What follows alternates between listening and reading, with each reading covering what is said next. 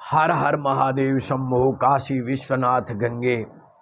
आइए आप सभी भक्तों को रक्षाबंधन के पावन पर्व की बहुत बहुत हार्दिक शुभकामनाएं एवं बधाइयाँ।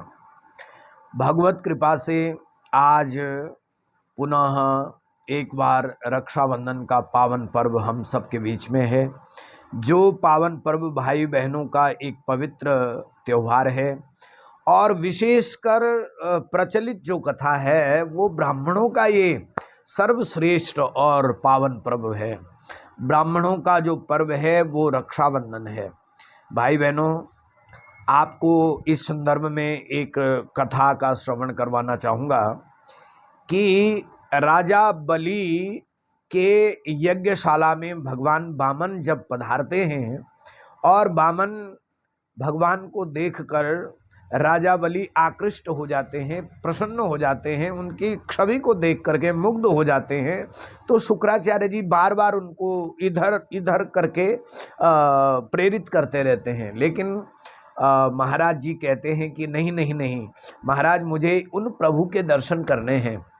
तो राजा बलि भगवान वामन के पास पहुँचे, उनके श्री चरणों में प्रणाम करते हैं और प्रार्थना करते हैं कि प्रभु आप कुछ मांगिए। तो भगवान ने मांगा कि 3 पग जमीन चाहिए और तीसरा पग में भी अंगूठा शेष रह जाता है। तो इसी संदर्भ में जब अंगूठा शेष रहता है तो भगवान राजा बलि को बंदी बनाते हैं और सुतल लोक का राज्य प्रदान करते हैं। उसके बाद राजा बलि ने भगवान विष्णु की ऐसी तपस्या कर दी कि भगवान ने उन्हें वरदान मांगने को कहा और तब जब भगवान ने वरदान दिया तो इन्होंने वरदान में मांगा कि मुझे ये वर चाहिए कि आप मेरे नगर के चौकीदार बन जाओ। और तब जब ये चौकीदार बनने के लिए भगवान तैयार हुए तो कई वर्षों तक भगवान ने राजा बलि के घर पर चौकीदारी करी। चौकीदारी करते करते बहुत समय बीत गया। लक्ष्मी जी को भी ये पता नहीं लगा कि हमारे पति कहाँ हैं।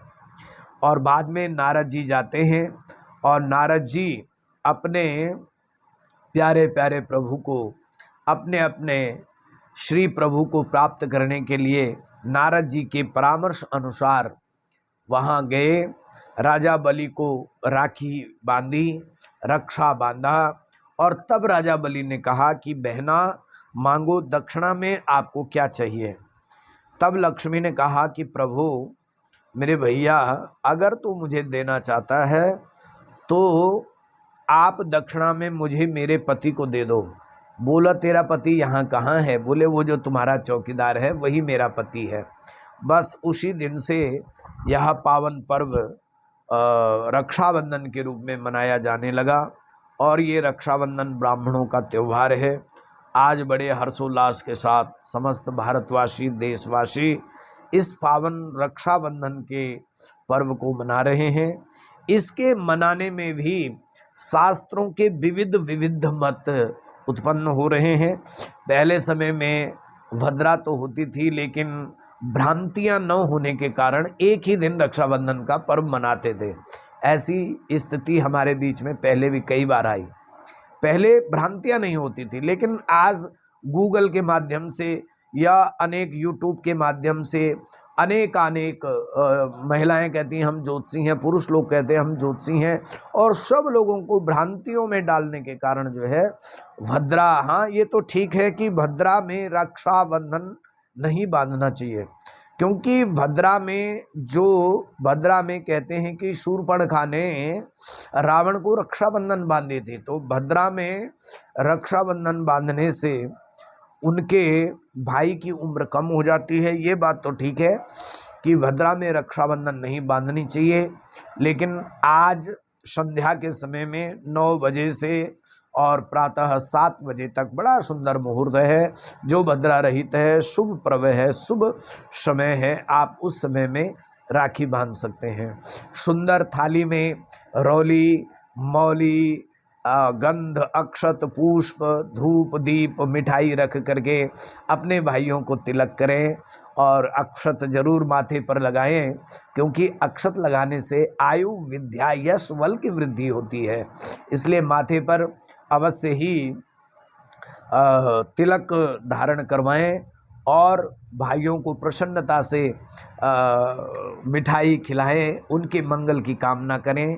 एक बहन भाई के लिए बहुत बड़ी प्रार्थना करती है और भाई भी अपनी बहन को प्रसन्न करते हुए सुंदर सी दान दक्षिणा वस्त्र आदि भेंट करके बहन को प्रसन्न करें। और निम्न राखी बांधते समय निम्न मंत्र का उच्चारण करें।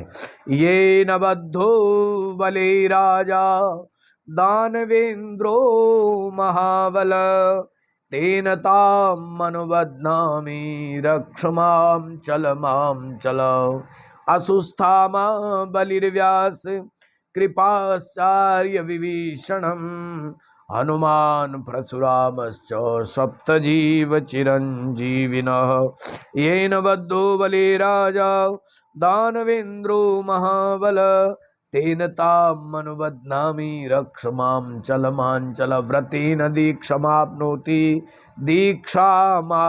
दक्षिणाम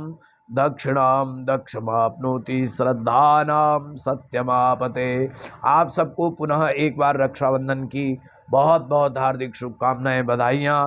मंगलमय प्रसन्न होकर के और भगवान कृष्ण और राम का ध्यान करते रहिए। सदगुरुदेव भगवान को राखी बांधिए, गौ माता को राखी बांधिए और संसार में सभी जिनके भाई भी नहीं है उन सबको राखी बांधिए। जिनकी बहनें नहीं हैं आज बहनों को प्रसन्न कीजिए। आज खुशी का दिन है, घर में पावन पर्व मनाइए। सुंदर सुंदर मिठाइयाँ, सुंदर सुंदर पकवान, सुंदर सुंदर व्यंजन बनाइए।